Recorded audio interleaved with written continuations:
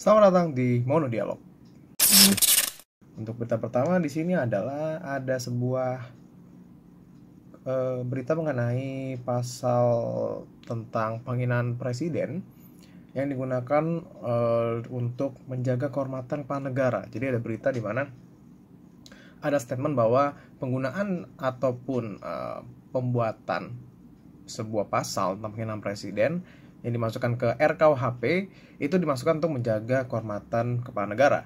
Dimana gue jadi berpikir, kira-kira kalau misalnya untuk kepala negara yang mungkin bisa jadi merasa kehormatan diganggu gitu ya, kehormatannya bisa dihukum 4,5 tahun penjara, lalu berapa kira-kira hukuman yang bisa diberikan kepada mereka yang tidak menghormati para pemilihnya dengan cara ingkar janji dan juga tidak melaksanakan apa yang telah digembor-gemborkan saat masa kampanye. Mungkin 50 tahun ngobrol sama Atta Halilintar. wait. No offense. Mungkin ngobrol 50 tahun sama Atta Halilintar tuh bakalan berwarna. Mulai dari perbincangan hal-hal yang spiritual sampai berbincang tentang punya klub yang gambarnya kayak kudanya di film Zorro tuh gak sih? Yang hitam gitu. Itu bukan ya. Lalu kita masuk ke berita selanjutnya, ada tentang sebuah makanan yang sebenarnya kita udah tahu nih untuk bentuknya kayak gimana, rasanya kayak gimana, tapi karena mendapatkan exposure dari sebuah, bisa dibilang, kalau gue bisa bilang ya, itu adalah sebuah brand, sebuah nama yang dikenal di seluruh dunia dan membuat orang tuh berbondong-bondong untuk membelinya, yang pastinya tuh apa ya, saat mendapatkannya tuh untuk mereka yang sangat suka dan sangat ngefans sama boyband ini pasti bakalan happy banget. Apalagi kayak gue dipasang di sini, lihat. Dimana di Indonesia sampai ada yang jual untuk tempat ini aja nih, ini 2 tempat ini sama di sini nih untuk kantongnya mencapai 599.000 dan out of stock. Gua nggak paham lagi. Itu lo bayangin ya, saat lo bayar 600.000, terus yang datang ke rumah itu adalah bungkus bekas makanan yang dipakai sama orang. Mereka modal 50.000, mereka kenyang, sedangkan lo dapet sebuah barang seperti ini nih dengan harga 600.000. Worth it sekali. Untuk video review jangan lupa ditonton. Kita udah sempat buat video reviewnya kecil-kecilan. Linknya akan gua taruh di bawah ya. Lalu yang ramai juga adalah dimulainya di minggu ini pertandingan sepak bola terbesar di Eropa, yaitu Euro 2020 atau Piala Eropa 2020, dimana dimulai di hari Sabtu kemarin, di tanggal 11 ya, kalau di sana sih tanggal 11, tapi kalau Indonesia tanggal 12 karena mainnya pagi. Dimulai jam 2, yaitu pertandingannya di jam 2 pagi itu adalah pertandingan antara Italia melawan Turki. Jadi pertarungan antara Benito Mussolini melawan Erdogan. Wait, kenapa gue pasangin 2 orang itu? Kan beda zaman. Apakah mungkin kepemimpinannya mirip-mirip? Lalu yang menjadi perbincangan juga di Euro 2020 ini adalah kolapsnya seorang pemain asal Denmark, yaitu Christian Eriksen, saat pertandingan Denmark melawan Finlandia yang terjadi di menit sekitar 40-an gitu, yang sempat membuat banyak orang merasa kaget. Dan juga yang gue salut adalah bagaimana penanganan dari mereka, baik itu para pemain, terutama kapten dari timnas Denmark yang langsung melakukan tindakan awal, serta bagaimana para medis dengan cepat melakukan tindakan untuk menyelamatkan. Serta yang paling gue seneng adalah para pemain Denmark itu berhasil untuk mencegah agar kita tidak melihat kejadian itu secara langsung, dimana mereka menggunakan badan mereka untuk menutup agar Christian Eriksen ini nggak kelihatan sama kita sedang diapain sih. Which is kalau menurut gue ini nggak akan bisa terjadi di Indonesia. Kalau di Indonesia bukan dikelilingin lalu hadap balik badan gitu untuk ngeliat. Justru kalau di Indonesia akan dilihat, direkam, terus diposting.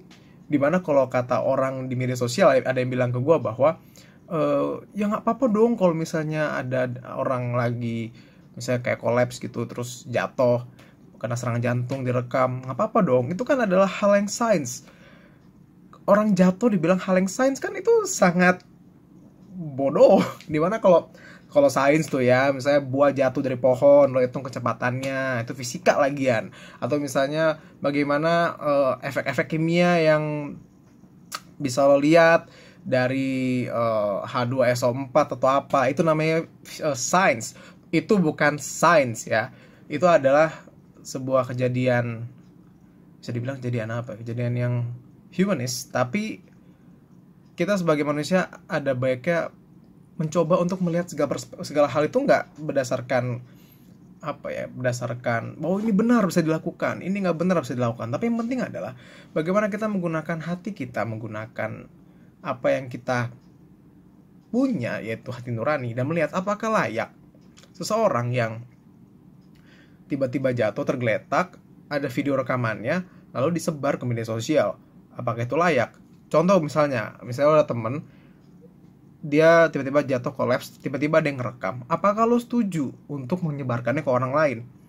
Kalau gue pribadi, gue nggak akan, karena gue merasa bahwa itu bukan sebuah hal yang layak untuk dipertontonkan.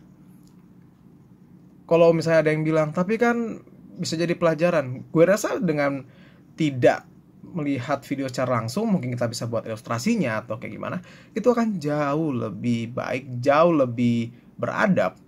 Dan bukan sekedar, oh ya itu nggak apa-apa dong direkam terus dikirim ke orang-orang biar bisa dilihat, kan bisa jadi pelajaran. Kalau misalnya jadi pelajaran bukan begitu caranya, bukan seperti itu. Dan gue berharap semoga Christian Eriksen cepat sembuh, meskipun dia pasti nggak kenal sama gue ya, tapi suruh orang yang akan nonton bola pasti tahu bahwa semua yang nonton akan mendoakan yang terbaik buat dia. Dan gue bersyukur saat melihat bahwa kondisinya sudah lebih stabil, dia sudah bangun, sudah bisa menyapa para penonton.